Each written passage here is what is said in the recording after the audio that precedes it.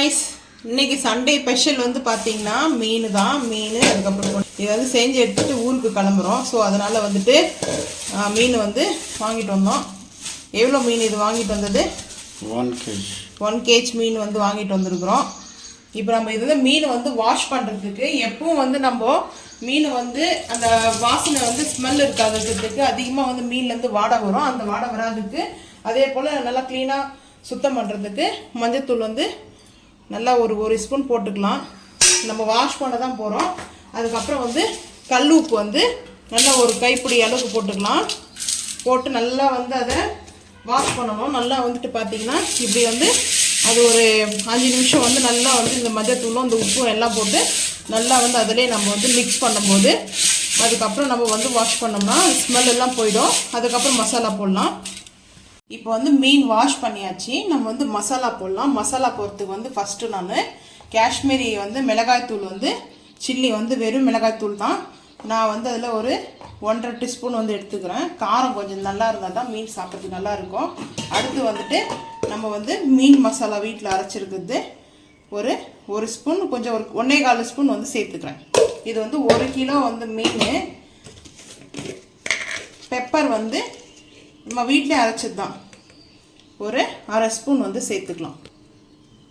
1/2 spoon pepper போட்டாச்சு. இப்போ நம்ம வந்து சால்ட் வந்து சேர்த்துக்கலாம். சால்ட் வந்து 1 ஸ்பூன் ஃபுல்லாக வந்து சேர்த்துக்குவோம். கொஞ்சம் கூட போட்டுருவேன். சும்மா ஒரு சிட்டிக்கு வந்து போட்டேன். அடுத்து வந்து இஞ்சி பூண்டு பேஸ்ட்டு நம்ம வீட்டில் அரைச்சது வந்துட்டு நல்லா வந்து 1 ஸ்பூன் ஃபுல்லாக வந்து எடுத்துக்கலாம். இந்த ஒரு 1/4 ஸ்பூன் எடுத்துக்கலாம். ஏன்னா இஞ்சி பூண்டு பேஸ்ட்டு தான் வந்து மெயினாக வந்து நம்மளுக்கு நல்லாயிருக்கும் சாப்பிட்றதுக்கு. இப்போ நம்ம இது எல்லாத்தையுமே நம்ம மிக்ஸ் பண்ணிக்கலாம். அது கூட வந்து மஞ்சத்தூள் வந்து ஒரு சிட்டிக்கு போட்டுக்கலாம். ஒரு பிஞ்ச் அளவுக்கு போட்டுக்கோங்க. இந்த மாதிரி மெத்தடில் வந்து செஞ்சு பாருங்கள், சூப்பராக இருக்கும். இப்போ நம்ம வந்து இது நல்லா வந்து மிக்ஸ் பண்ணிக்கலாம். இப்போ நம்ம வந்து லைட்டாக வந்து கொஞ்சமாக தண்ணி ஊற்றிக்கலாம். தண்ணி ஊற்றிட்டு கொஞ்சம் பேஸ்ட் மாதிரி பண்ணணும். அப்போ தான் வந்துட்டு நம்மளுக்கு இந்த மீன் மசாலா வந்து கொஞ்சம் பிடிக்கும். அந்த மாதிரி நம்ம வந்து போட்டு எடுத்தோம்னா அவ்வளோதான், போதும் தண்ணி. நீ இது அதிகமாக வந்து ஊற்ற வேண்டாம். இதை போல் வந்து ஒரு டைம் வந்து செஞ்சு பாருங்கள். நம்ம சில பேர் வந்து சின்ன வெங்காயம்லாம் அரைச்சி போட்டு கூட செய்வாங்க. அதுவும் டேஸ்ட் அல்டிமேட்டாக தான் இருக்கும். ஆனால் இது வந்து சூப்பர் டேஸ்ட், அதை விட ரொம்ப ரொம்ப அல்டிமேட்டாக இருக்கும். இப்போ நம்ம இந்த மீனை வந்து போட்டு நம்ம இப்படி அப்ளை பண்ணிக்கலாம். அது மேலே இப்போ நல்லா அப்ளை பண்ணிக்கலாம். இது மாதிரி நம்ம எல்லா மீனும் வந்து அப்ளை பண்ணி எடுத்து வச்சுக்கலாம். இதில் இன்னொரு விஷயம் என்னென்னா, இது போல் வந்து வாலாக இருக்கும். நீட்டாக வந்துட்டு இந்த மாதிரி வந்து இருந்தால் நான் கட் பண்ணலை. தனியாக இருக்கும் பார்த்தீங்கன்னா ரவுண்டாக, அது மாதிரி இருக்கிறத இந்த பீஸா வந்து கட் பண்ணியிருக்கேன். இது 65 போடலாம், சூப்பராக இருக்கும். இந்த மெத்தடில் வந்து செஞ்சு பாருங்கள். இது எல்லாத்துக்கும் மசாலா போட்டுக்கலாம்.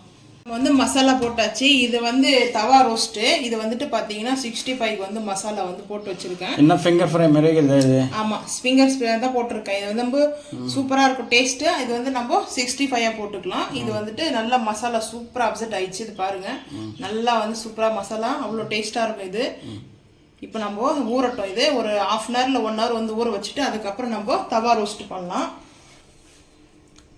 இப்போ அடுப்பு ஆன் பண்ணி நாஸ்டிக் ஃபேன் வந்து வச்சுருக்கேன். நாஸ்டிக் ஃபேன் வந்து நம்மளுக்கு மீன் வந்து நல்லா ஒட்டாமல் வரும். அதுக்காக தான் வந்துட்டு இப்போ ஆயில் வந்து ஒரு 3 ஸ்பூன் வந்து நான் ஆயில் ஊற்றிக்கிறேன்.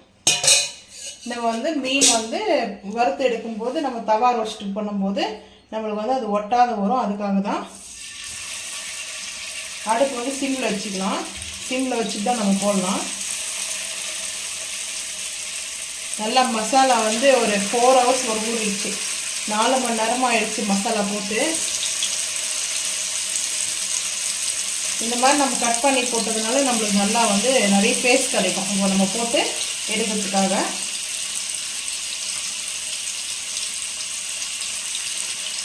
இப்போ வந்து ஹை பண்ணிவிட்டு நம்ம வந்து மூடி போட்டு வந்து க்ளோஸ் பண்ணிக்கலாம். ஏன்னா நம்மளுக்கு வந்து மூடி போட்டு க்ளோஸ் பண்ணோம்னா நம்மளுக்கு கரெக்டாக வந்து இப்போ அந்த ஆயிலாம் வந்து பாருங்கள் இப்படி பண்ணோம்னா ஈவனாக வரும். நம்மளுக்கு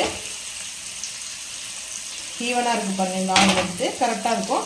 இப்போ ஹை ஃப்ளேம் பண்ணிவிட்டு நம்ம மூடி போட்டு க்ளோஸ் பண்ணிடலாம். அப்புறம் வந்து நம்ம ஓப்பன் பண்ணி திருப்பி போட்டுக்கலாம். இப்போ நம்மளுக்கு வந்து நல்லா தவா ரோஸ்ட் வந்து ரெடி ஆகிடுச்சு. நம்ம தவாவில் போடுற மெத்தடு தான் இது. இப்போ நம்ம எடுத்து அப்படியே வந்து பிளேட்டில் வந்து அரேஞ்ச் பண்ணிக்கலாம் சாப்பிட்றதுக்கு. சூப்பராக வந்து நம்மளுக்கு ரெடி ஆகிடுச்சு. இந்த மாதிரி தான் நம்மளுக்கு வந்துட்டு சூப்பராக வந்து இருக்கும். நம்ம ஆயிலில் பொரிக்கிறதோட இந்த டேஸ்ட் வந்து இது ரொம்ப அட்டகாசமாக இருக்கும்.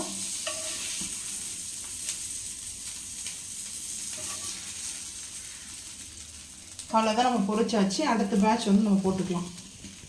நம்மளுக்கு சூப்பராக வந்துட்டு ரெடி ஆகிடுச்சு. இப்போ நம்ம வந்துட்டு சூடாக இருக்குது. நம்ம பாருங்கள் மசாலா நல்லா டேஸ்ட் வந்து ரொம்ப அல்டிமேட்டாக இருக்குது. இந்த மீனோட டேஸ்ட் வந்து பார்த்திங்கன்னா இது போல் நம்ம வந்து செஞ்சு சாப்பிட்டு சண்டே வந்து ஹாப்பியாக போவோம்.